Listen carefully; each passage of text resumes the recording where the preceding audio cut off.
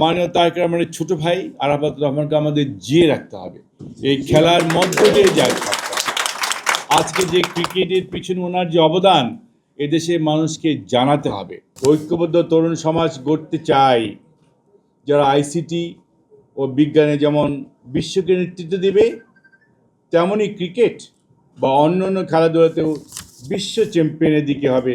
এবং কদিন আগে আমরা দেখেছি অস্ট্রেলিয়াতে আমাদের ক্রিকেট প্লেয়ারদের অস্বাভাবিক একটা সাফল্য দেখেছি আমরা we are so proud of Bangladesh cricket team. এবং তার জন্য কিন্তু আমি মনে করি যে অনূর্ধ্ব, আপনার মনে আছে কি জানি না, আমাদের এই অনূর্ধ্ব-19 তো আমাদের আরাফাত কোকুই কিন্তু শুরু করেছিলেন, এটা আপনাদের হয়তো, এবং সেখান থেকে এই ক্রিকেটের যে প্রশিক্ষণ এর মাধ্যমে কিন্তু আজকে এই ক্রিকেটে এই পর্যন্ত এসছে। আমাদের কিন্তু এগুলি মনে রাখতে হবে, চর্চা করতে হবে।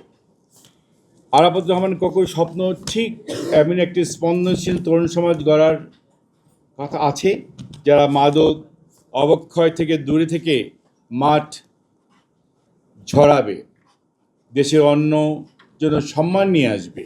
আজকে আমাদের সময় এসছে মাননীয় প্রধানমন্ত্রী তারেক রহমান নেতৃত্বে এমনই একটি বাংলাদেশ গড়ার। আমাদের সবাইকে ঐক্যবদ্ধভাবে কাজ করতে হবে। মাননীয় প্রধানমন্ত্রীর যে প্ল্যান তা আমাদের বাস্তবায়ন করতে হবে।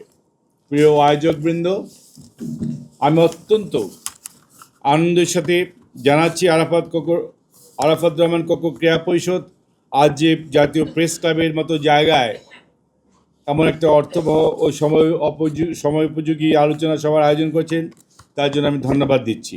যারা এই আয়োজনের নেপথ্যে পরিশ্রম করেছেন, বিশেষ করে আজকে আমাদের এখানে আমন্ত্রণ জানিয়ে এমন চমৎকার একটা আয়োজনের সাথে যুক্ত করেছেন, আমি আপনাদের আন্তরিকতা এবং অসাধারণ সাংগঠনিক দক্ষতার প্রশংসা করছি।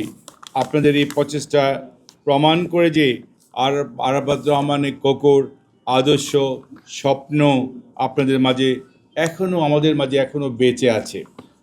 পরিশেষে আমি শুধু এটুকু বলবো, আসুন আমরা আরাফাত রহমান কোকোর মতো নিবেদিত প্রাণ মানুষের জীবন থেকে শিক্ষা নিয়ে আমরা আমাদের তারুণ্যের শক্তিকে কাজে লাগাই। প্রযুক্তি ও ক্রীড়ার দারুণ সমন্বয়ে আমরা গড়ে তুলি একটি নতুন বাংলাদেশ। আপনাদের যে কোনো ভালো ও সংগঠন উদ্যোগে আমরা সবসময় আপনাদের পাশে থাকব। এবং আমি আজকে সাইফুল সাহেবকে বলবো যে এই সংগঠনকে কীভাবে এগিয়ে নেওয়া যায়, আমার সাথে যোগাযোগ করবেন। আমাদের কিন্তু এই সংগঠন করে রাখলে হবে না, এটার পিছনে কাজ করতে হবে।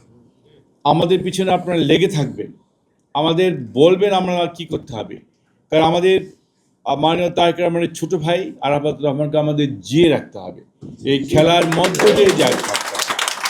আজকে যে ক্রিকেটের পিছনে ওনার যে অবদান এদেশের মানুষকে জানাতে হবে।